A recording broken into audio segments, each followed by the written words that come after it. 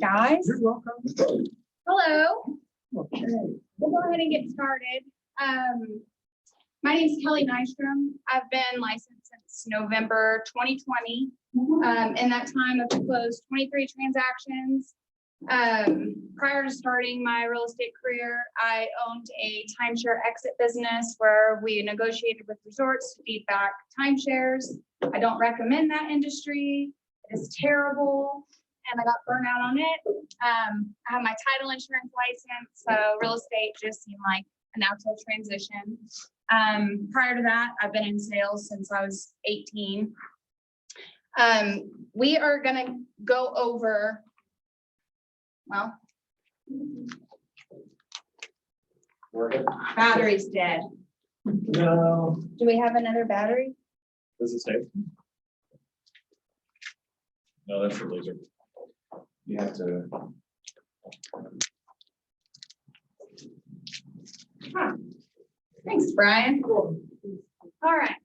So we're going to go over the power of a database, building a database, feeding it every day, communicate within a systematic way, service all your leads that come your way, and then we'll put it all together at the end.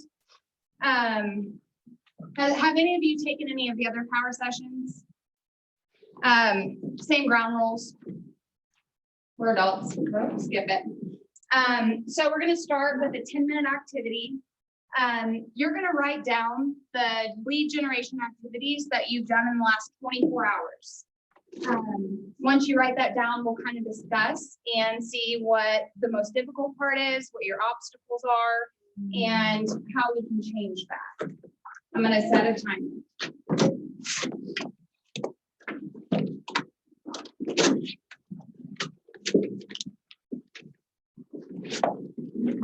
You haven't done any lead generation activities in the last 24 hours, you can, I'll accept the last 7 days. Okay.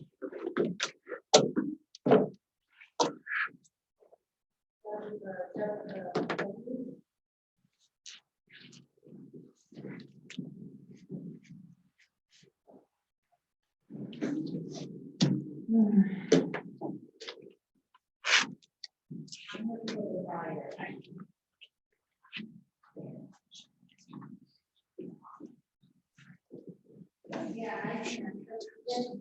That's the A-block. Yeah, I can check blue. We are writing down what lead generation activities you've done in the last 24 hours. If you haven't done any in the past week.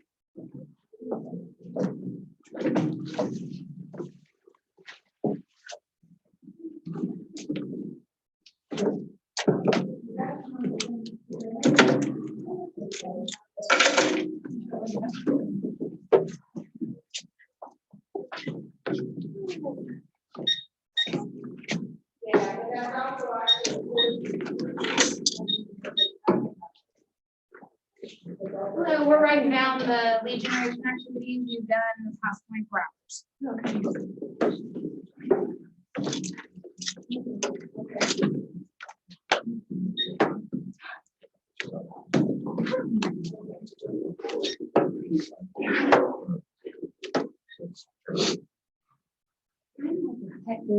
I bought it for Nicole. I get it free.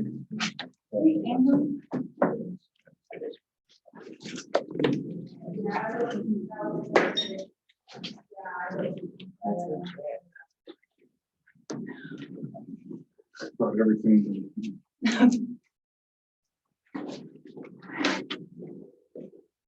Did we not print out packets actually of the?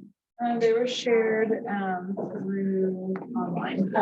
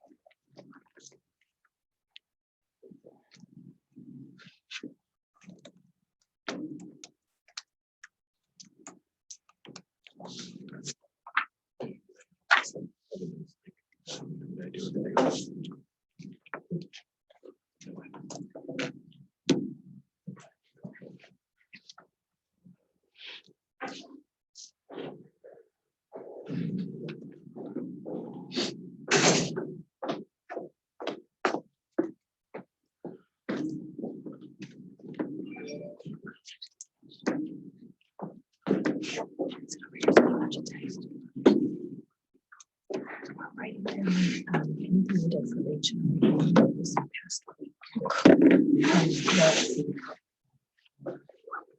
And laws.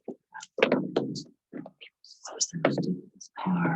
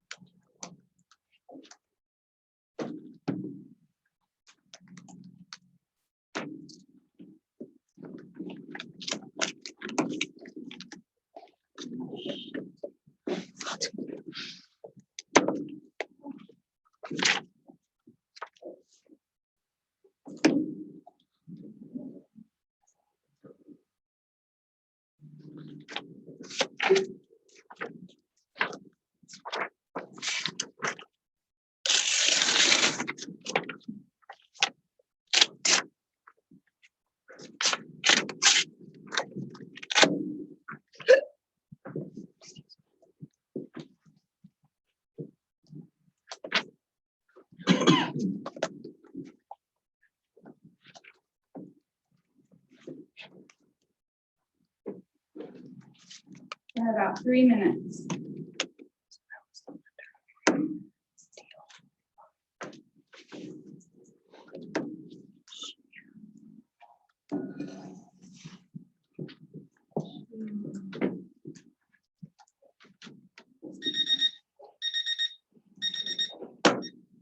Wrong timer.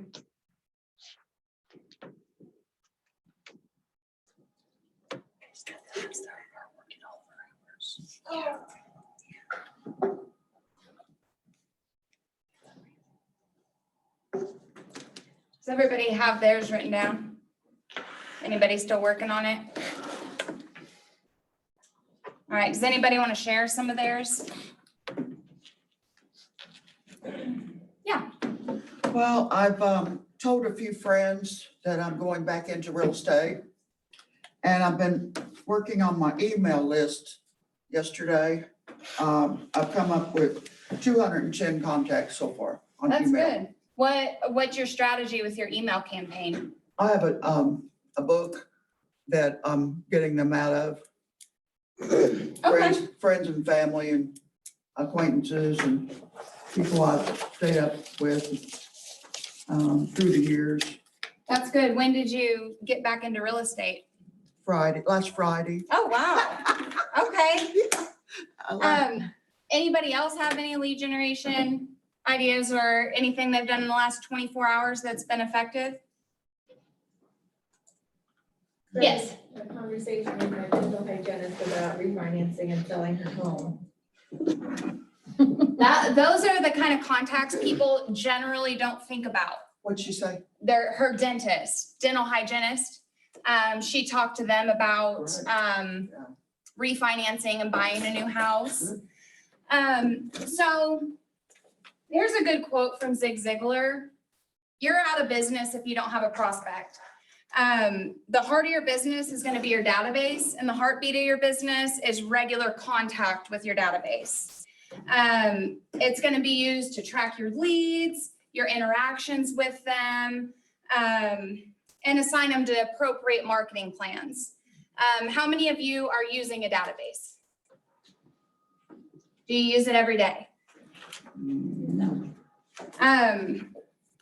If a doctor sells their practice, what are they selling? Database. Their contacts. It literally is the center. The biggest mistake that agents make is not regularly updating it and consistently communicating. There's a bunch of different types of CRMs or databases you can use, from spreadsheets to a full-blown CRM like Command. And most people will tell you that you have to use a digital database. But the truth is, you need to use a database that you will actually use. Some people aren't tech savvy. That's not their thing. Gary Keller used index cards, put them all alphabetically, and he systematized the way that he communicated with the people on the index cards. So it doesn't matter what system you use, as long as you're using a system. The following 4 laws will help you maintain your focus on daily lead generation, which is build a database, input everyone you know, feed it every day, consistently meeting people and adding them to your database, communicating with it in a systematic way. We have a lot of tools here at Keller Williams with Command, with smart plans. You can do an 8x8, 33 touch, quarterly call smart plans. The biggest thing is to assign it to a lead source and tag it in order to decide what marketing plan you're going to send them. You're not going to send the same value to a seller as you would a buyer. So categorizing those and systematizing it is really important. Next, you're going to service all the leads that come your way. Yes. You said lead source and what else? Tags. Do you use Command? That I use brevity. Okay. Do they have a tag feature? Yes, they do. Using those is so important. It also will help you track your lead conversion, and what lead source you're getting clients from, and what lead source maybe you're spending all your resources on and not getting as good of a return. The size of your database over time is in direct proportion to the size and quality of your database. Most people think of their sphere in terms of the people they interact with on a regular basis. Close friends, family, maybe some friends from high school. But I encourage you to go deeper than that. Think about who is your dentist, your dental hygienist, your doctor, your kid's soccer coach from 3rd grade, whoever it is. Sit down and write a list. You know more people than you think you know. Capturing these leads. Oh, sorry, to go back. You can utilize services such as whitepages.com, fastpeoplesearch.com. I stalk people on Facebook all the time to get their birthdays. I know that it's awkward, especially when you're talking to a friend, to get their email address or their physical address. Those are things that you can find online, their birthdays, things of that nature. Capturing leads, very important, but if you don't communicate that with them consistently over a period of time, it's basically water under the bridge. They're useless leads. Statistically, we learned this in a team meeting a while back, 12 other agents are going to have any one of your contacts in their database. It's a competition to see who can communicate with them consistently. And if you do that, you're most likely going to win that business because you'll be top of mind. I forgot to use my slides, sorry about that.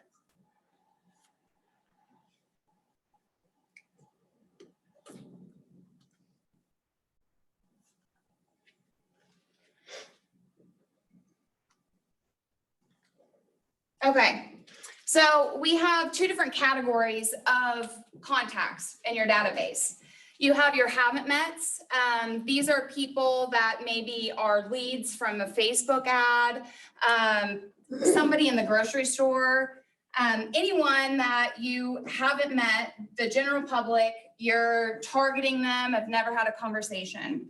The other group is mets, open house contacts, your allied resources like your title companies, your lender, advocates, your past clients that have a good personal relationship with you, and then your core advocates that's a business or somebody that's going to give you mass amount of leads, like a lawyer, an estate lawyer, or an accountant that deals with financial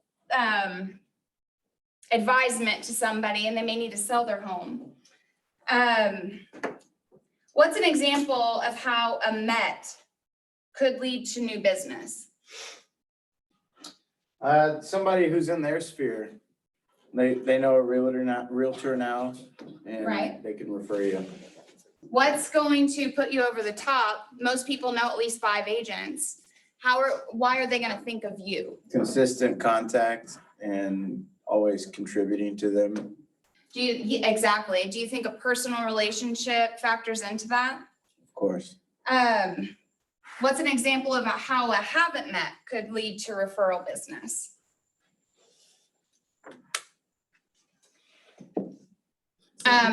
Someone sees a Facebook ad and contacts you, and then you follow up, and you continuously follow up. And even, they may not be a right now, but they could be a future business person. as long as Absolutely. you keep in contact. If they like you, they may also refer you to someone else. Even if Exactly. they're not ready. I have an example of, there's this guy, he's the grouchy guy that goes to my church. Everyone's kind of stays away from him. I had never met him before. I'd heard his name. Out of the blue, I get a phone call from this guy named Paul. And he's like, hey, I want to see this $600,000 house. Didn't even know it was in the market. But because I've networked in my church, he heard that I'm a realtor and I became his go-to person, having never met him in my life. How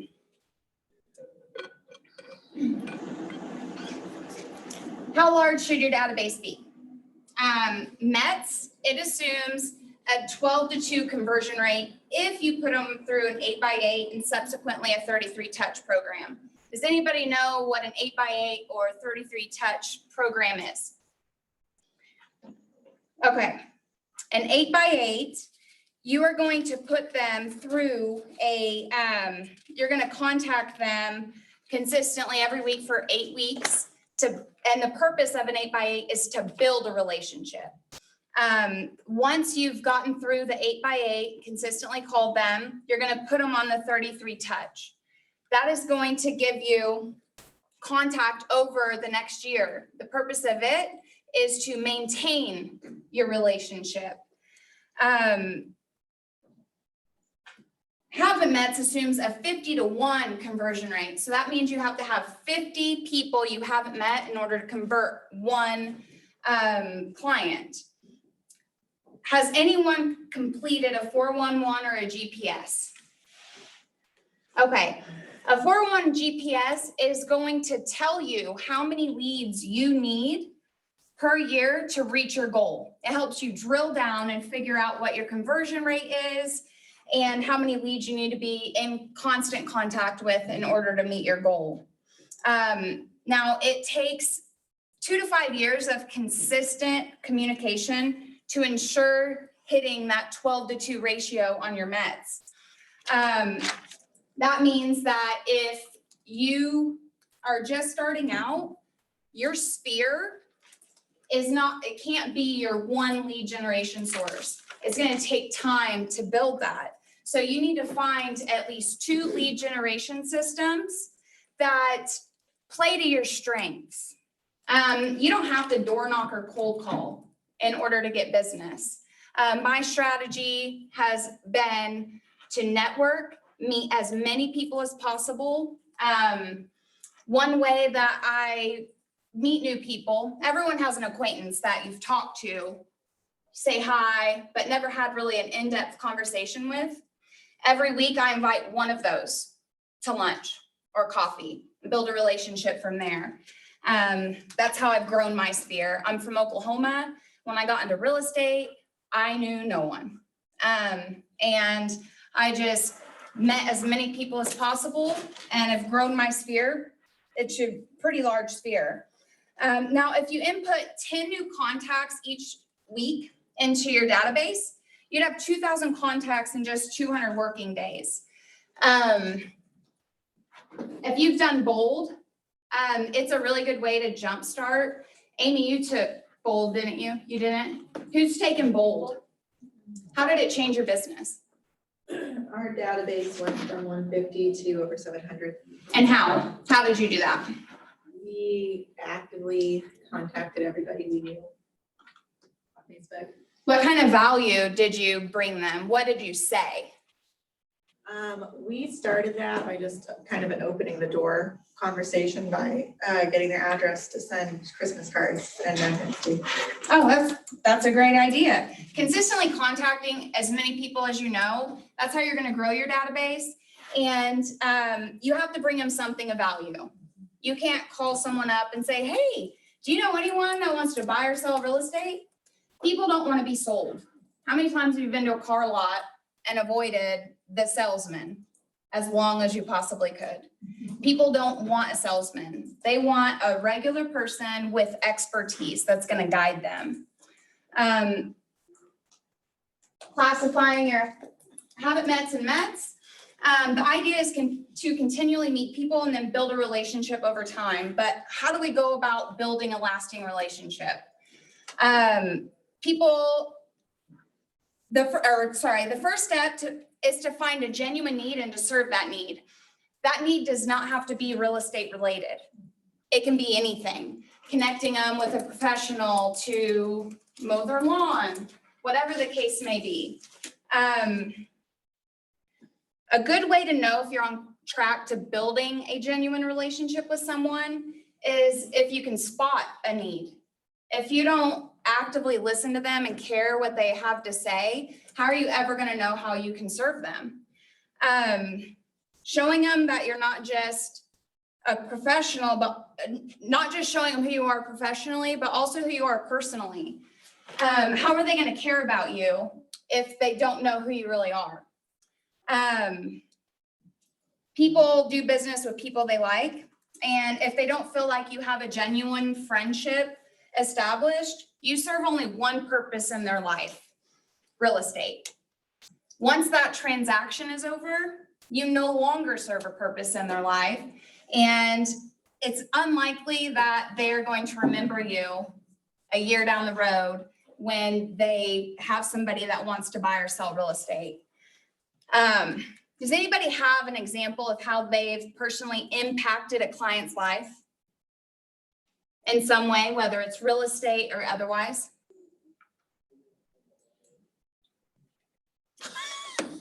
Not one? I mean, does it, Never impacted a client's life. I have one. My husband and I, we took one of our clients to church with us. And she is now like saved. She got saved. That's amazing. And how close has your relationship developed since that? That's awesome. She bought a house and we talk numerous times. I bet she's your biggest cheerleader in real estate too. And her sister she referred her sister to us also, so. Yeah, if people genuinely care about you and they know you genuinely care about them, they will become your biggest cheerleaders in real estate and they will sing your praises from the rooftop. What are some of the biggest challenges you've faced or obstacles in trying to build a genuine relationship with someone you barely know, you haven't met? What's the hardest part for you? For most people, it's what to say in the beginning. That's where sharing who you are personally as well as professionally comes into play. It's really easy to dismiss somebody when you just see them as a professional that serves one purpose. But whenever you show them who you really are, they care about you. And it makes it really easy to build on that. Here's some places to start for building your Mets. Family, friends, neighbors, school. I encourage you to sit down, give yourself an hour, and write out a list. I start with categories on the different types, like family, friends, and I drill down from there. Facebook is a good way to remember people that you may not have thought about in a long time.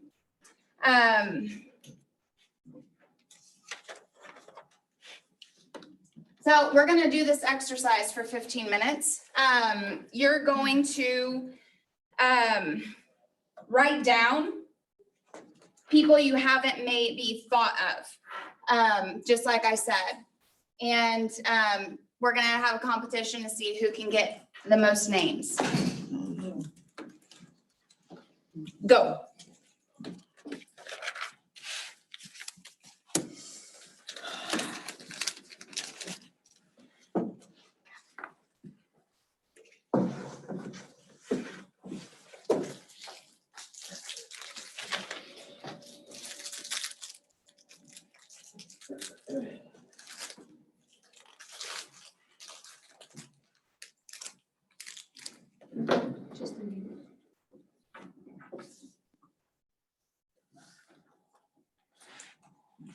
So we're just making a list of people that come to mind.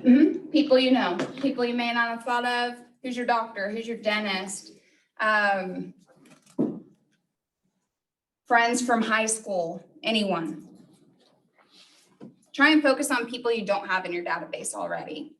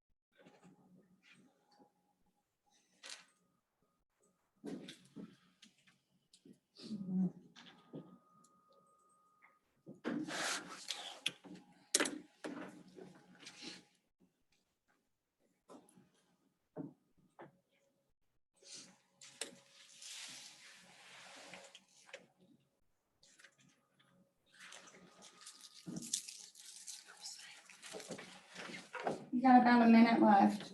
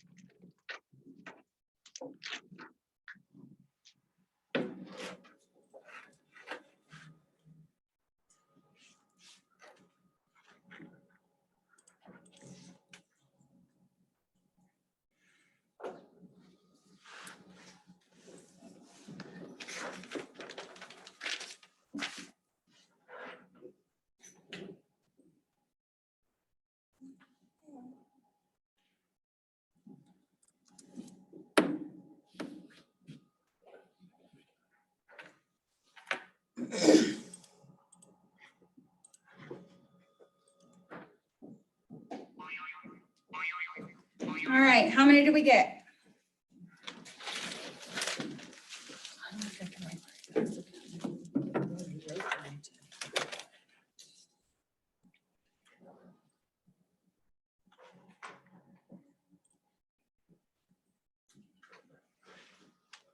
So I didn't come up with like individual names, but I came up with like people and then the roles of that I need to go get.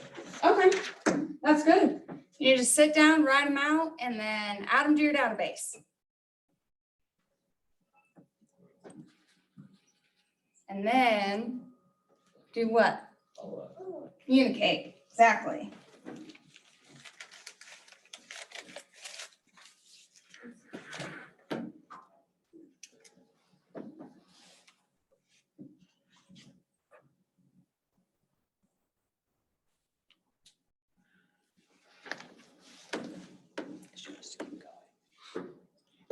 Kelly, I have a question for you. Yeah. I have a large database of past clients from previous sales that I did. How do you, if you were to load all of those into Command, for example, how do you make sure that, someone I meet at an open house that's actively wanting to look at buying something doesn't get lost in the mix of hundreds of other that you're just trying to build back a relationship with? Tags, tagging those very specifically. And we'll go over that, but the way I do it, for instance, I have a tag open house. I put them on a smart plan that coincides with my marketing approach to those open houses. And then as you enter them in, you can actually sort and filter it by tag, so you know who you need to call and what you need to say on that call. Okay. And do you use Command? Yeah, I mean, I got my license in November and I've just started dabbling in it a little bit, but honestly, I've not been very intentional and adding even the people I've met at open houses.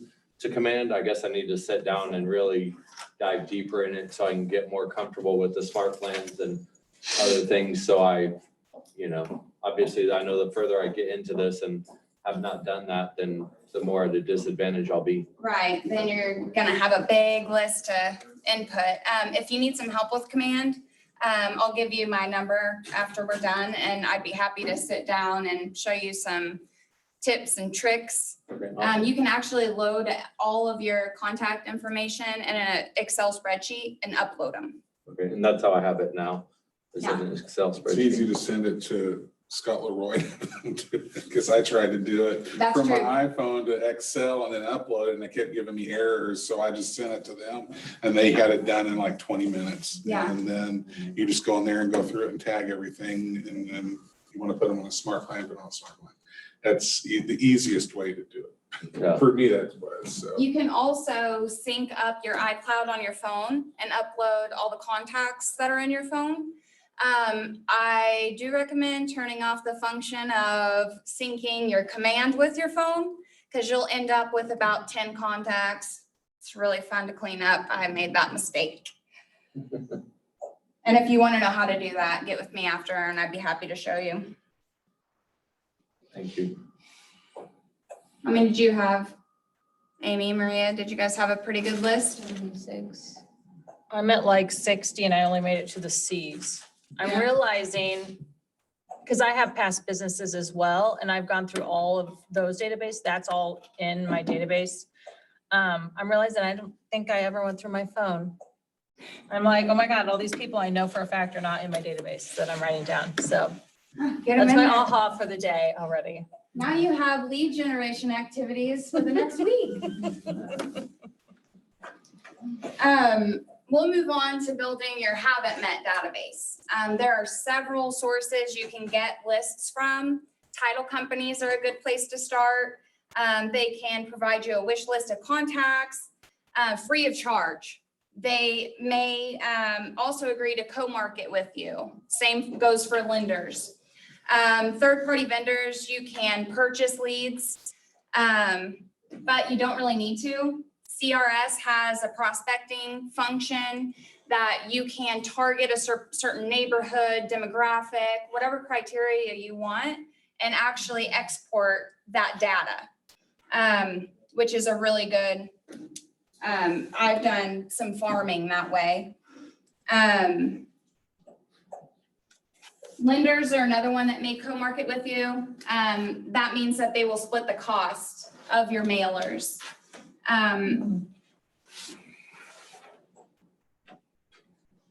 Okay, feeding it every day. This is the important part. We call it the daily 10-4. It is adding 10 new contacts, entering those 10 into your database. Write 10 handwritten notes. It can be as simple as, hey, nice to meet you, or great catching up. Do something with a personal touch based on your conversation. They tell you that their daughter's graduating this year. Congratulations, send them a graduation card. Something of value. And then also previewing 10 homes a week. Why is it important to preview homes even if you're not showing a buyer? You know your inventory. Absolutely. You know the inventory, you know the market. And when you get a buyer, you know what's available. Well, not right now because it's all gone in 24 hours, but you get the point. I have a question on that. Yeah. When you go to view a house, lots of time, the agent asks for you to contact them ahead of time. Is that something we still should do even if we're just looking at for ourselves? Absolutely. If the showing instructions say to make an appointment, definitely make an appointment. Otherwise, it's technically breaking and entering and you don't want to do that. But just let them know, hey, I'm just, checking out inventory. I want to take a look. Just tell them what you're doing. Okay. We just do this in our free time. All the free time we have.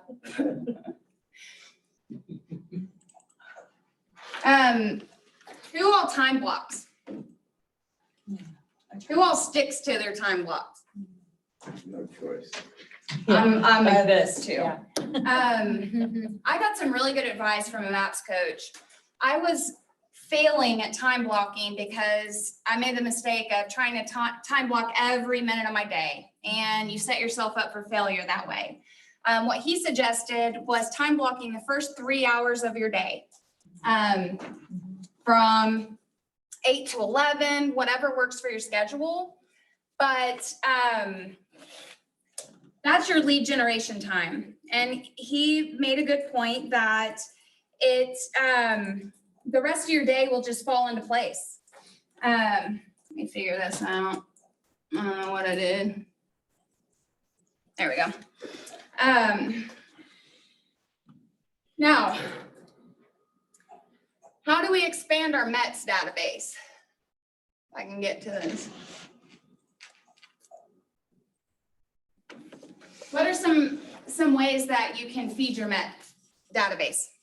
How do you expand your sphere and meet as many people as possible? You send them like a market update, just periodic market update, like an email, just to get them, talking and thinking about real estate. Hey, look at how much we've grown in the last year. There's also a smart plan called the monthly neighborhood nurture. If you're targeting them as a seller, you can give them a monthly update on what houses are going for in their specific neighborhood. And it's automated, so you don't even have to lift a finger. What are some other ways? Are we looking for ways that we're gonna get their information, or are we looking for ways that we're meeting them in the first place? Meeting them and hopefully getting their name and phone number, bare minimum. So you can door knock, you can go to networking groups. You can figure out, okay, what are my kids involved in? Like my son's a wrestler, so I just joined the boosters and told him I'd be a sponsor. So just anywhere where you can get out and meet new people. Yeah, open houses is another good way. For sale by owners. All your hobbies, like Amy said, neighbors, church, school, whatever events going on around you, never say no. That's my motto. I go to everything I'm invited to if possible.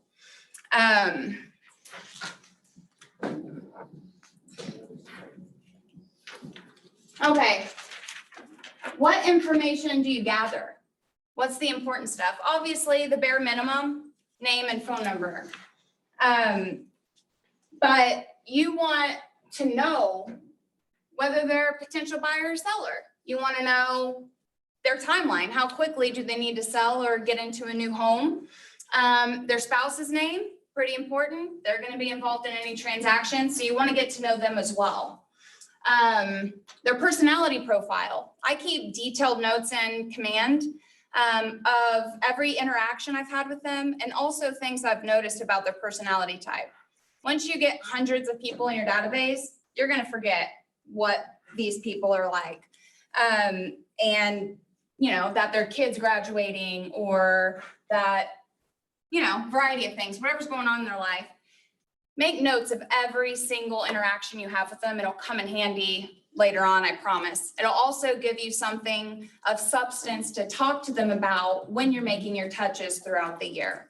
Rather than, that's the biggest hurdle most agents have, myself included, is what do I call and talk to them about?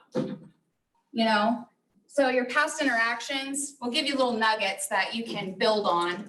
It also makes them feel like the last time you interacted, you listened to them. And it makes them feel special when you remember that conversation. It makes them not another client or, a prospect in their mind. It makes you a friend. Getting their birthday, that gives you another touch. Happy birthday, whether you want to post on their Facebook wall, send them a video, just a good personal touch, send them a birthday card. Their hobbies and interests. Obviously, you're not going to get all of this information right out of the gate.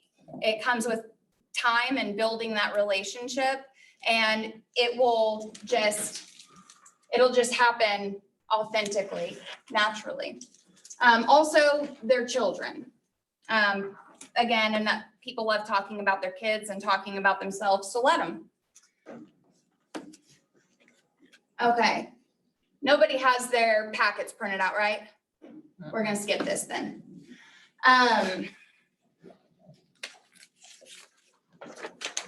Okay, what do we feed our database? Their email address is, their home address is more important than their email address. Why? You can farm. put on your See. farm list. You can ask him if he can provide a CMA. Yes. Yeah, I was gonna say, then you can also add them to monthly neighborhood nurture. Also, do you check your mail every day? Do you check your email? Well, does the average person check their email every day? How many junk emails does your personal email get? A ton. People have to filter through that. It's gonna be less effective than sending something directly to their house, because that's guaranteed that they're gonna see that. The idea is to get enough information to where you can set them up on the proper marketing campaign, whether it's the 8x8, 33 touch, whatever your smart plan is. There are a ton of preloaded and pre-made smart plans for just about everything you can think of. You can customize those as well, so utilize them. It automates your lead gen, prompts you when to call them, and it takes you less time when you sit down to do lead generation to compile a list of who to call. Command smart plans will automatically generate a task on a daily basis, and it gives you your call list.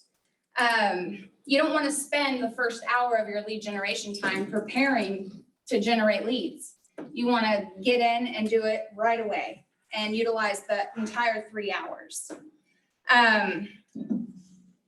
Again, contact tags, very important. This is how you're gonna know who to put on what plan. The forward technique.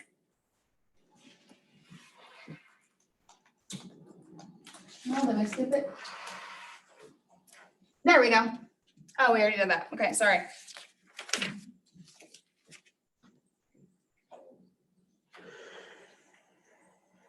Okay.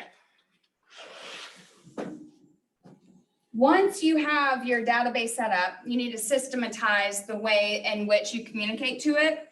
And the crucial part of that is consistency.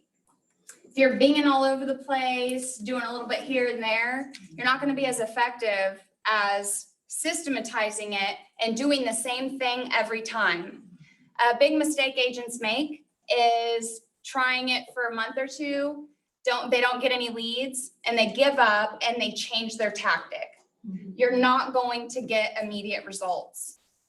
You have to hammer away at it, keep it consistent to know if a lead generation strategy actually works. When you get information, say you do an open house on Sunday, don't wait a week to enter that information into your database. Number one, you want to communicate with them immediately, especially if they are looking to buy or sell in the immediate future. If you wait a week, even 3 or 4 days, they may have went to another open house or did a sign call and another agent will swoop in. You want to start building that relationship immediately. And you want to put it in when it's fresh on your mind, when you remember as much detail about your conversation with them as possible. Update your information. If somebody moves or they get a new phone number, a new email address, if you don't update that promptly, it renders your smart plans and your marketing technique useless. It's inaccurate information. It's not going to do you any good. Update it right away. You can do that on the command app, on the go.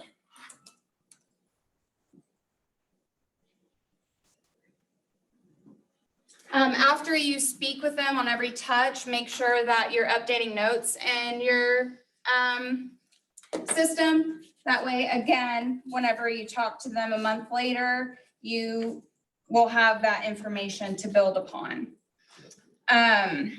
Systematic marketing plans. This goes into detail about those strategies I talked to you about. For people you haven't met, you're gonna start them out on the 12 Direct. The 12 Direct is mailing marketing pieces out once a month over the course of 1 year. That is to hopefully try and convert them to a Met. Once they become a Met, you're gonna add them onto the 8x8. It's a jump start to the longer duration of a 33 touch. The 8x8 is gonna help you cement your relationship with them with 8 touches in 8 weeks. So once a week after you've made contact with them and they became a Met. Once you've established that relationship, you're going to add them to the 33 touch. It maintains relationship with them over a year's time. Your goal is to out-touch all other agents. Most agents are not going to be consistent in their lead generation. Most agents lead generate hard until they get a bunch of clients. Once they get clients, they focus on transaction management. And what happens when your transactions close? You don't have anything in your pipeline. So rinse and repeat. You get in that cycle. That's the cycle most agents are in. Don't be that agent.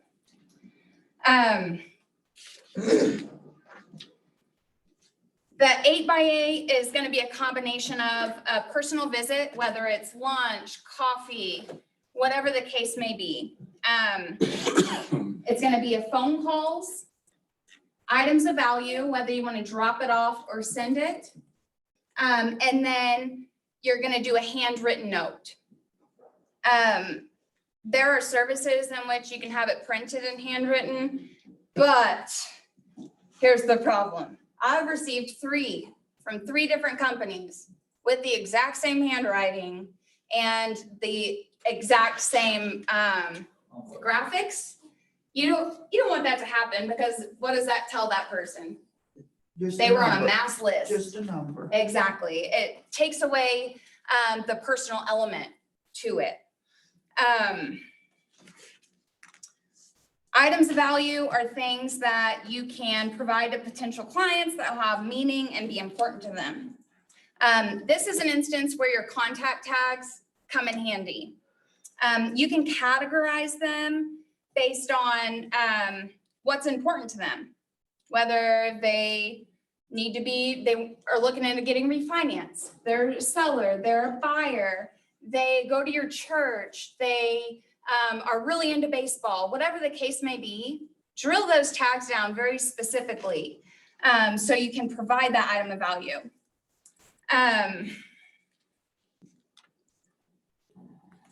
It's also nice to know whether they are a past client or a referral source. You're going to want to provide a lot more value to your referral contacts than anyone. You really want to focus on those so they continue to send you referrals. Be careful not to get stuck in the trap of inducements,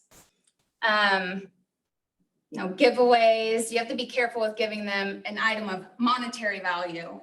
But it could be simple as a $10 Andy's gift card, anything like that.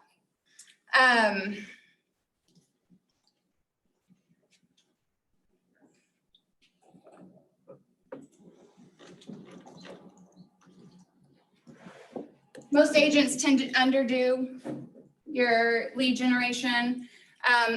You can't overdo it. There's no such thing. Do your lead generation 3 hours a day, every work day, and you will yield results and you will out-touch all the other agents.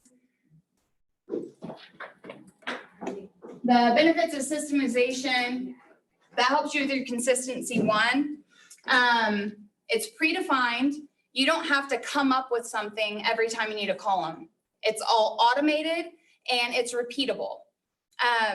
You don't have to change it up every time. You already know what you're doing going into your lead generation time, and you just hit it hard.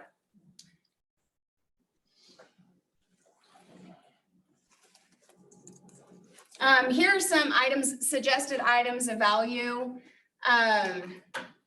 You can find a ton of templates in KW Connect or in Designs and Command, and they're preloaded. They have all the information, detail on different topics. Again, contact tags comes in handy. Customized 8x8. These are ones you want to do. These two specifically, you want to follow up with prospective buyers and sellers. I have a smart plan that is a follow-up smart plan, and it prompts me to call those prospects that are hot leads once a week. Yes. How many years did you take developing your smart plans and generating, like, are you constantly adding them and kicking them out and editing them and? No, I found what works and I stick to it. It goes back to consistency. If you're changing it up all the time, how do you know what you previously had worked? So my advice is to start with this marketing plan, see if it works for you. And over a few months' time, you're gonna get feedback. You're gonna be able to tell how people react to it, and you can adjust it from there. But I recommend don't make a bunch of adjustments at once. Make one adjustment, see how it works, and go from there. Because one of your systems could have worked and another one didn't. So you don't want to change them all up at once. Real quick, on a 8x8, so say like prospective buyers, like on week 4, are you pretty much just repeating yourself, saying, hi, I'm just checking in with you again? Yeah, if it's a buyer, I generally find a property that meets their criteria, shoot it out to them, see what their thoughts are. I ask them what they like and don't like about the property, just to start a conversation. Sellers, with the market inflating, every 2 weeks I give them a CMA. And I send them a list of all the properties for sale in their area, as well as what's been sold and closed and what it closed for. That way they see their competition and they see what price point they could potentially get in their location. You just have to be creative. That's where taking your notes and command come into play, because it doesn't have to be about their sale or purchase. It can be about anything. Hey, I came across this awesome article that goes over, tips on what you need to do before you move. I just want to shoot that over to you. Take a look. If you have any questions, let me know. Just find some item of value for them. Take them to lunch. It doesn't have to be a phone call every time. It can be a text message, Facebook message, any form of communication, a mailer even. For sell by owners are going to require more FaceTime. How many people have targeted for sell by owners? What was the most effective way to go about it? What was your strategy with them? So by owners, I'd find out what their name was first, so I could call them by name when I contacted them. How often did you contact them? Depends. Try to contact every week. I keep them up to date, do a CMA, whatever you need to do. Maria, how did you try and show a for sale by owner your value? What? Why would they work with you instead of selling it on their own? What's the benefit if they have to pay out 6%? A resume of what I have done in the real estate business, my background, references, as far But as. why is that worth 6% of my money? The For marketing. sale by owners lose out on about 20% of what their house is actually valued at. She's basically saying that selling for sale by owner, you're gonna get what, 20% less? Yes. That's That's the average amount that for sale by owners lose on when they And then sell you don't know if themselves. they're qualified to buy. You don't even know if they're gonna buy. That's Yeah. information that you have to get from them. Yeah. they obviously have a strategy on what they're gonna do after they move. The trick is getting them to see your value and why paying 6% is valuable to them rather than just doing it on their own. Yeah. I think what she meant was that the buyers that might contact a for sale by owner don't, the for sale by I owner see. doesn't know if they're actually qualified, and they don't know what we know about working with the lenders to make sure they're qualified. Plus, they don't know who's going through their house. And what about inspections? I throw out, you know, hey, in this scenario, what would you do? Yeah, You know what I mean? yeah. Buyer agents are gonna take advantage of the fact that they don't have expertise. And so I'm doing a deal with an unrepresented for sale by owner. I'm gonna shoot for the moon. You know, inexperience can lose them a lot of money, and negotiating directly with your buyer is not smart. There's a bunch of different ways you can show them the value. What was that FISBO stat that you just said? It was 20% of what? For sale by owners usually lose on 20% of what their property should be listed at because they don't know the comparables around, so they usually don't don't value it correctly. This is what I think it's worth, this is what I want for it. Yeah, Or they'll Usually, overprice it, and they won't sell. Usually use Zillow. yeah. Yeah. Zillow. Zestimate, a good old Zestimate. Where'd you get that stat from? Like NAR. Yeah. NAR, RPR? Yeah, Okay, 20% compile those I forget statistics. where I got it from, but I have one. Right. Right. yeah, all right, I'll look at it now. Put it in your presentation, have a for sale by owner listing or buyer presentation. I actually got it from the C2REX training. Okay, that's through NAR, right? Okay. Yeah. That's Thank you. that's a good designation to get. Appreciate that. That one's free, isn't it? Yeah, you can decide to get it and then you can get it like a certification for it. Yeah, you take the class, but then you have to get another designation in order to get the certification for You have that. to do like either Oh, fair I know what you're housing talking about. or one of the core classes that you can usually take. So I know of an agent that approached for sale by owners, contacting them and saying that they want to be aware of what is on the market and kind of approach them as for their potential buyers. And that gets them face to face with the actual I've done seller. that. Me too. It is a good way. Uh-huh. And again, that counts as one of your 10 home previews for the week. What, do you know what your friend did once they got there? How do you go about going there to preview the home to transitioning to try to sell them on hiring you as their agent? Anyone have any ideas? Have you had any offers? Oh, really? How much have they been?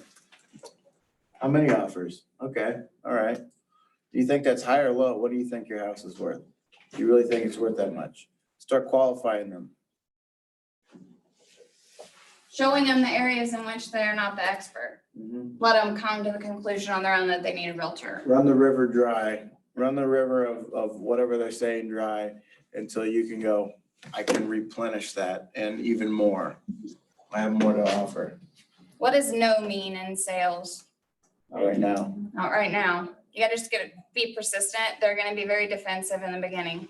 I can tell you that. I've been hung up on a couple times.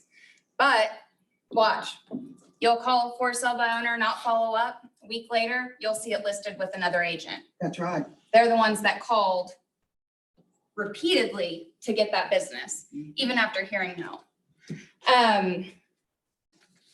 The 33 touch, this maintains your relationship essentially. Building a relationship does no good if you don't maintain it.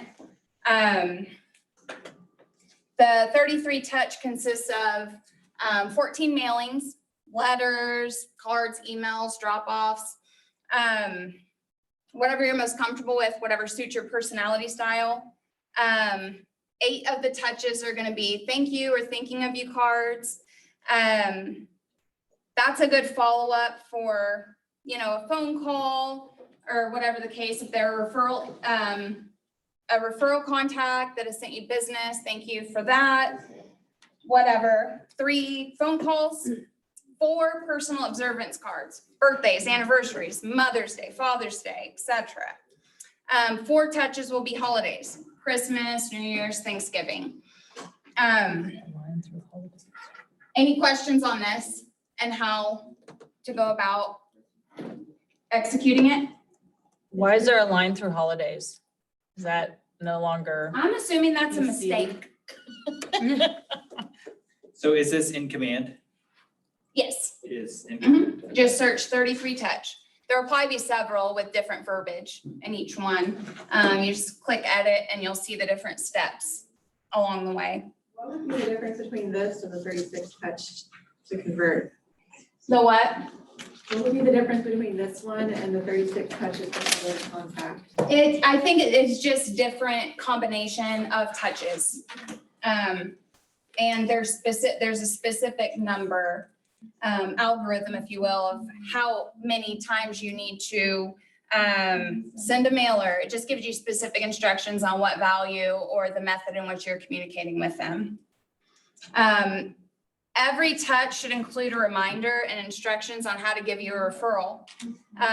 What are some good ways to request referrals without coming off salesy?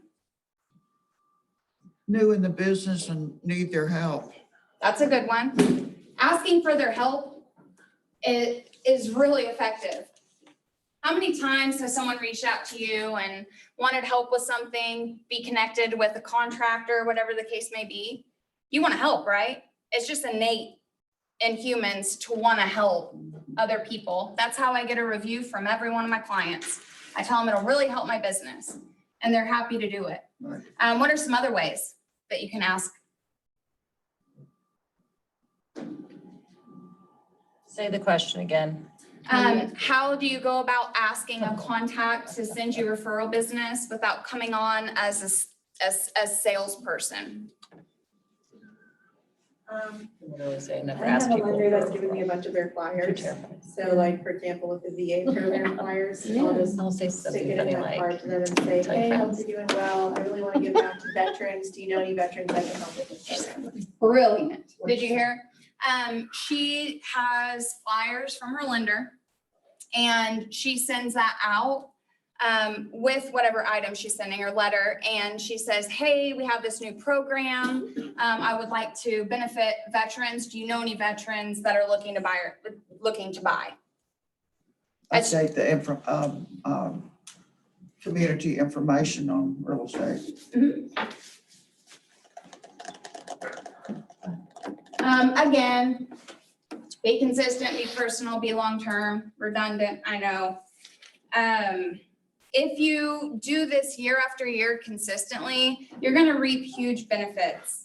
I promise you, out communicate other agents, you'll win the business every time, as long as they like you. Let's see here.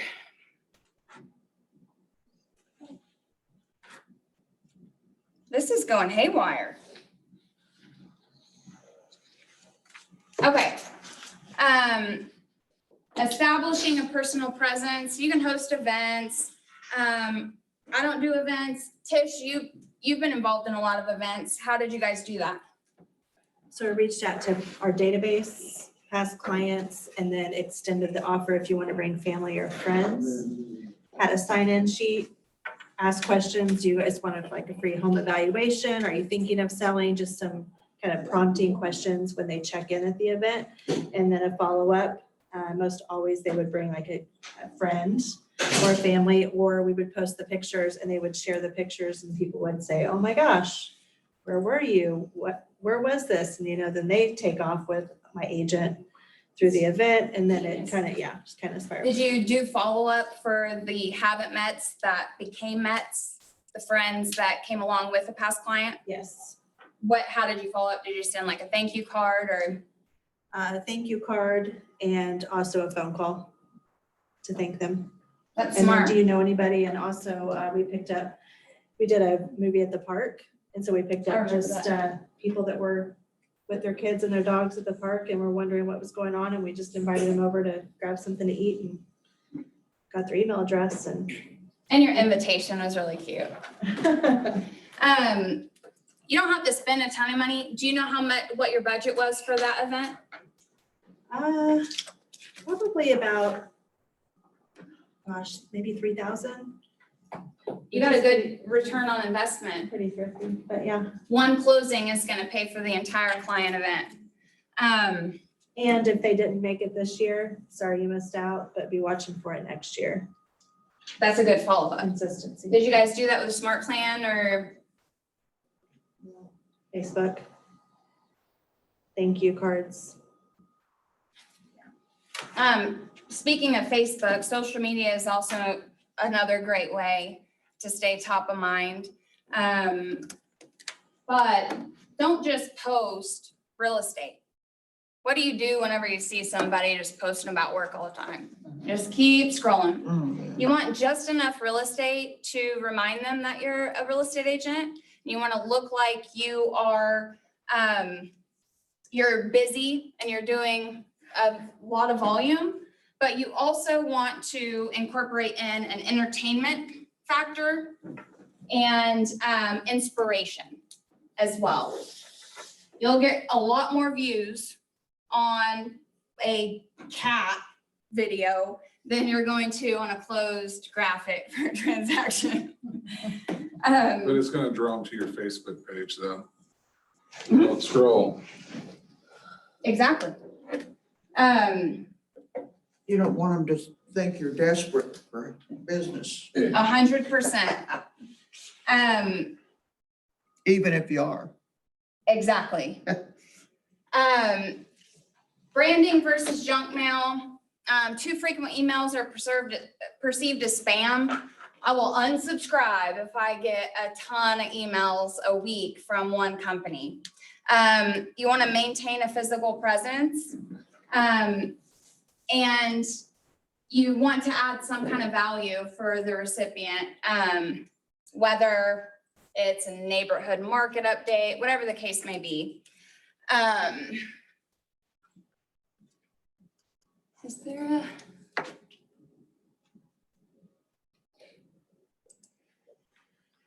Well, the video's not in here. Well, guys, watch this video whenever you have a chance. Gary, it's in KW Connect. It just talks about how sometimes technology is a great thing, but also it can slow you down. I am so guilty of this. I work my database, you know, how I want it, and then I come up with a new idea, and then I try to retroactively do it. Don't spend a lot of time on that. Don't let technology become your downfall. It will tie you down, steal your lead gen time.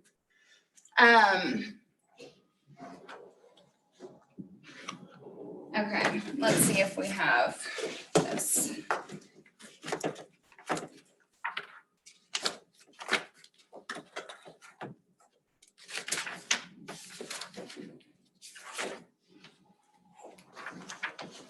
No, we're not gonna do that. How many people use index cards for their database? Yeah, not now, but I used to. Well, then we don't need to go through the exercise of figuring out how long it takes to alphabetize them. We'll skip it.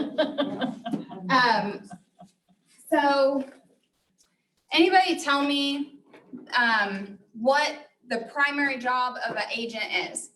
Legion. Lead Follow up. and?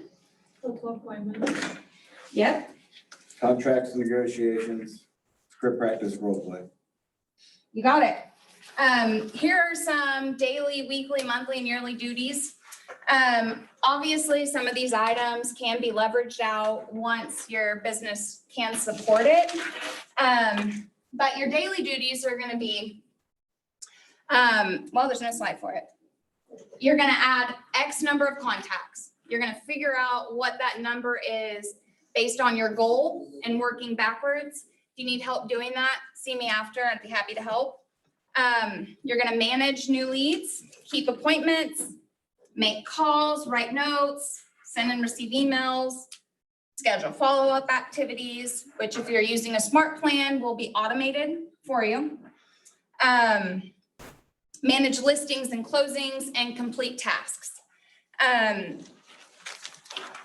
this really all falls under the umbrella of lead generation, which we all know, foundation of our business.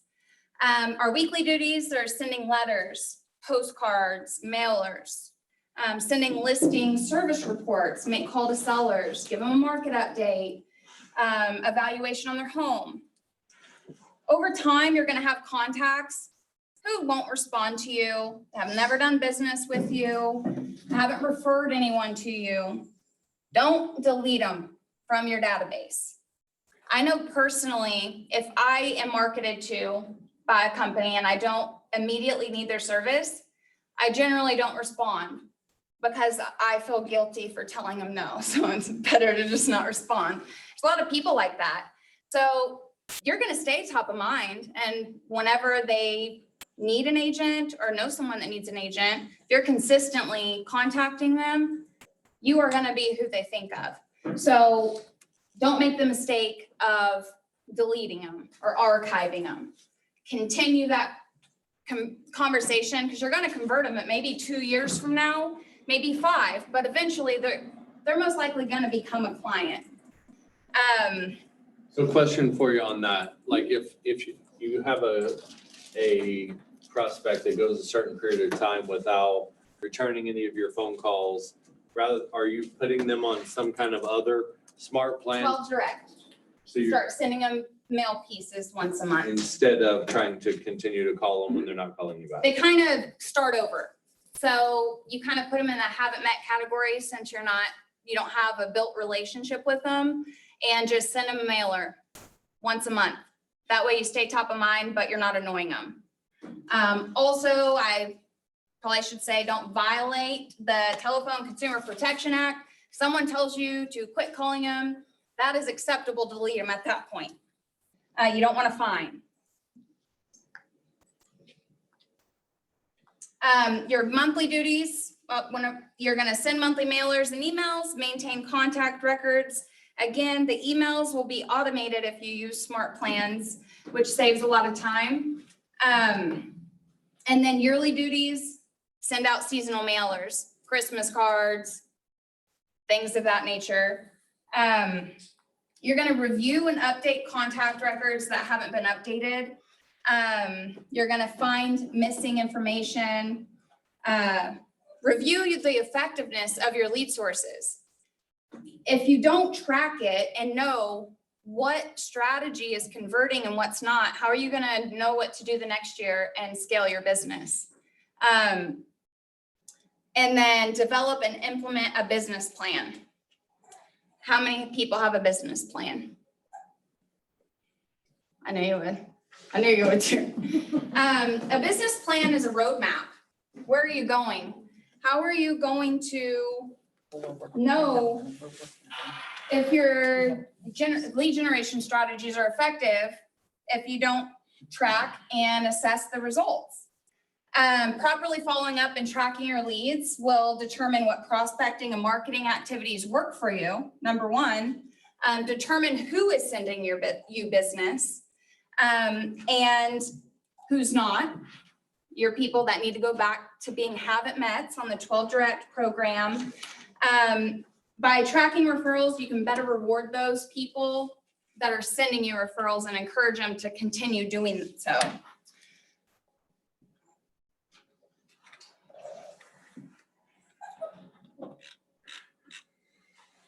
It's not E-Edge anymore, it's Command. When you say business plan, do you mean like a 411? Does that? Essentially, Yeah, you need to know what your goals are a year from now, 5 years from now, 10 years from now. If you don't know where you're going, how are you going to implement the steps to get there? So you need to determine what your goal is and then create an action plan for how you're going to get there. The 411 and GPS are great tools to do that. it's only 1 year. Now, when you say business plan, do you mean like longer than a year? Like, Yeah, I mean, you can work it however you want. how do you think in like 5-year terms when you go plan? I Okay. do. Is that your number, 5 years? But I also have a yearly goal. I have a monthly goal, a weekly goal, and a daily goal. The task Wait. list. Exactly. But you have to prioritize that task list. I struggle with doing the things I want to do rather than the things I need to do. You've got to get out of that habit and focus on the tasks that you may not want to do, but they're income producing activities. That's going to be your priority. And then, Hey, Kelly. yes, So for those people who aren't using the 411, that's a great way to make sure you're prioritizing because it funnels down. So you have your yearly goal and then your monthlies and then your weekly and then your daily. And you shouldn't have anything on there that isn't feeding to those bigger goals. right. And then that tells you what to say no to every day. Absolutely. And it's not a task list. It's not a list of individual things you need to do. It's more big picture, lead generation. And then you drill down to the monthly. How are you going to do that lead generation? And it just drills down all the way to daily. If you need help creating a 411 or a GPS, see me after. I'll be happy to meet with you and go through all of it to figure out what your goals are.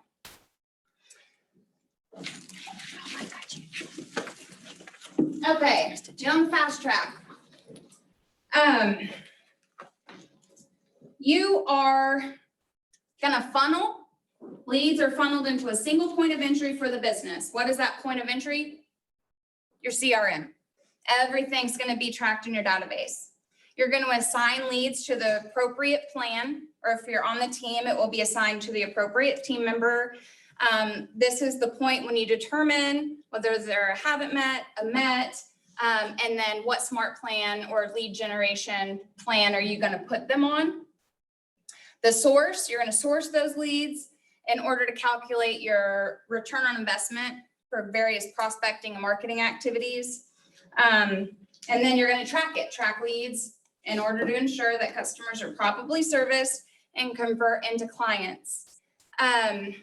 You don't have to do every lead generation strategy. In fact, I advise you not to. You're gonna spread yourself out too thin. Some of them may not highlight your strengths. They may be your weaknesses. Don't waste your time on lead generating activities that don't suit your personality style and your skill set. Choose 3 that complement your strengths and stick with those.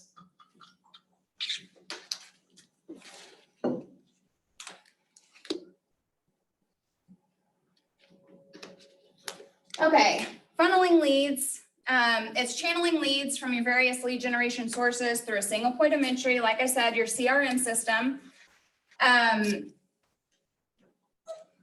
Determine which lead generation sources are more likely to yield leads that convert to business. Say that you have a strategy with haven't mets and you have a strategy with your sphere and then farming. Figure out which one's bringing you the most business and double down on it. You typically won't see this trend for about a year, so that's why it's important to track it throughout the year. You are going to track whether or not leads are being focused or followed up on. Accountability, let you see what you're doing, what you're not doing, and how you need to change and structure the next year to meet your goals. And reward your referral sources, whether it's buying them lunch, whatever the case may be. Even a thank you card goes a long way, but let them know you appreciate them thinking of you and sending you business. Assigning leads, you have to have a system in place to convert those into business. New leads go to the proper group in your database. New leads up to the appropriate marketing action plan. Again, use contact tags. Be specific in classifying each contact in your database. Some primary contact types are allied resources. These are going to be your title companies, your lenders. Even if you think a lender is sending other agents referrals and you'll never get anything from them, put them in your database anyway. You never know. You don't know their relationships with other agents, and you may be able to develop a closer relationship. So don't have this predetermined idea of, oh, well, they know 10 agents, they're not going to send me business. market to them. You're gonna have a referring agent. You can set up a 12 direct program for agents in parts of the country that we're seeing a lot of people come here from, trying to get referrals.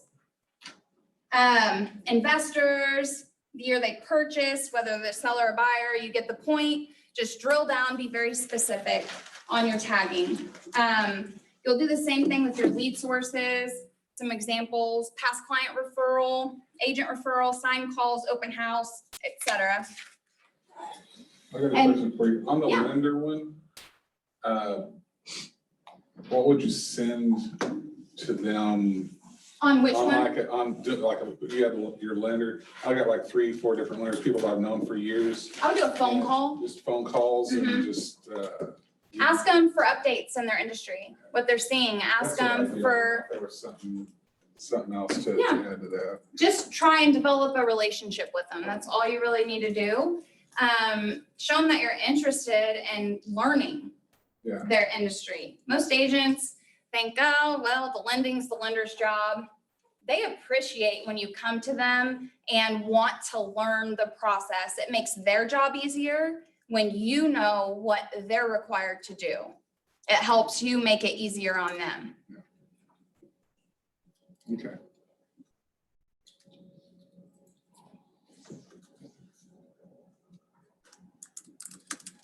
Okay. Tracking leads. You're gonna track them as they enter your business, are sourced, assigned. You wanna track many aspects.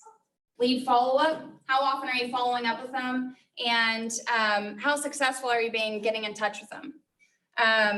How many leads you're getting per source? How many are you getting from your Facebook ads versus client referrals, et cetera? And then the ratio of leads to close business, your conversion rate. How many leads do you have to call in order to convert a client? Like I said, the average on Mets is 12-1. You have to serve or cultivate 12 leads in order to convert. Who has some ahas or any thoughts on building relationships, database management, anything? I know what is it? The fortune is on the follow-up. I'm struggling like maintaining that like time block of like sitting down and taking the leads and putting them in the CRM. Like, how do you do it like in a really fast way? Like, is it just practice? You've done it for so long? Yeah, an Excel spreadsheet where you can upload. Really, it's just getting familiar with it. The longer you do it, the easier it will be. What specifically, just the time Yeah, cause like I wanna like, you know, as I'm talking to a person, I write down like, they got a dog and a cat, they got a granddaughter. Do you have command? I use Brevity. I've got a CRM. Okay, do they have an app like Command? Command Oh, I has should an use app the for app where you put your contact information in there. While as I'm soon as you talking get it to 'em. fresh. Yeah, That's the and easiest way as long as that's your what note's I do. open. that's what I'm gonna do. Because even though maybe in Command, at least you have it there and you have it fresh in your mind and put it in there. Yeah, like while I'm even talking to him, I can be like, Mhm. excuse me, let me just write this down real Yeah. quick. And because I'm writing it down on paper and then I go back to the office, I've got like, 10 leads or Yeah, it's whatever. like, I've got And then I'm like, two ah, phones crap. with them on there. And now That's a good this is problem like to have. a long time I know it's a good problem. I think you're double doing it though, you're doing it twice. Yeah. Your first Hey, problem yeah. is getting the lead. Now the second problem is, Or just I even got a new Google, problem. just even Google, I mean, the Google app, you can capture the information there and you have it. And I mean, you got an iPhone? Yeah, Yeah, it's just the Google spreadsheet or something to keep it. But I have Command on here. And if I get somebody's information, I put it in there. Whether I think it's relevant at the time or not, it will be down the road. I mean, like they got a dog or name whatever, like that's what I like, because then when I like write him a card, I'm like, so how's Jasmine doing or whatever, you know? Right, you can type a lot faster than you can write, so having it open while you're talking to them, you can just type notes as you go. I like the dictating thing. where Yeah, you're I don't just know what talking the- to it and you're good. but then it doesn't understand half the things I say, so I have to go back and fix it. But, you know, that's what I do on command. Thank you. Amy? So is that voice recording then? What, it Oh, doesn't dictating, understand? no, whenever you text, Uh, like here, I'm getting Then I ready to have send this something to person to something and it'll go through and it'll dictate everything that I have to say. uh-huh. But you always proofread it because Right. sometimes it doesn't understand what the heck I'm saying. Right. And I read some horror stories on Yeah, Facebook yeah. in a real estate Well, and group then you this have it. week, and it was you bad. have you can dictate it. And then I do this and send stuff to myself through text. So I might be wrong about who told me about this, but I think it was Mark Stewart. And they actually recorded their conversations.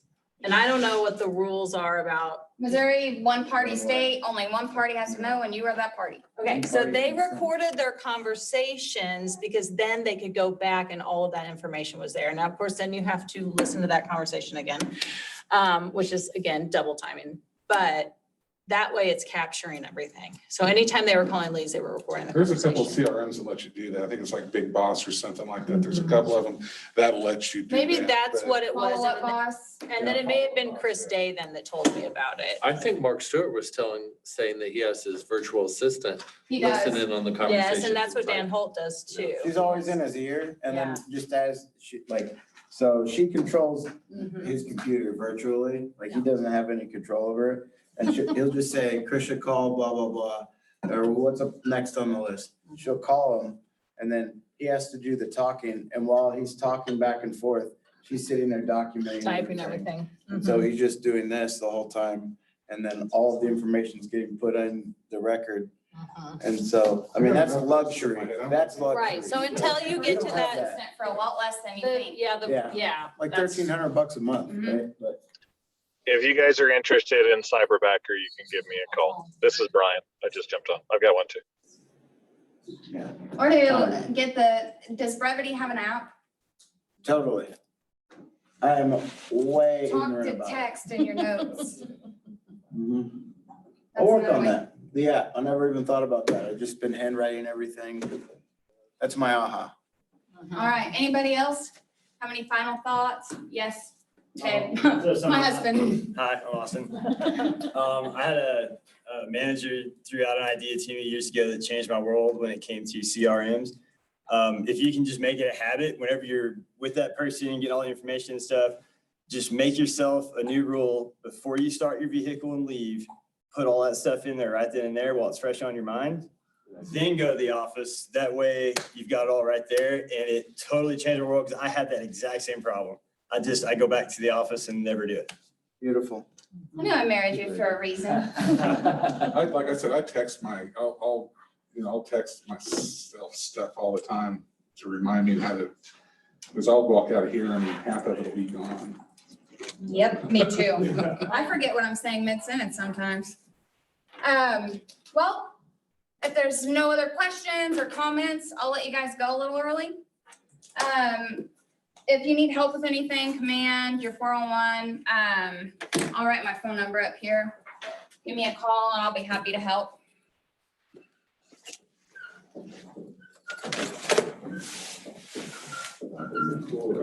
Greenish whiteboard.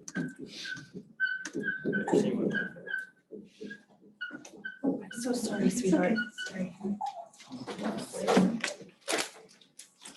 What CRM do you use? I use command. Do you use Command? Mhm. Have you always used Command? I have. I've used other CRMs,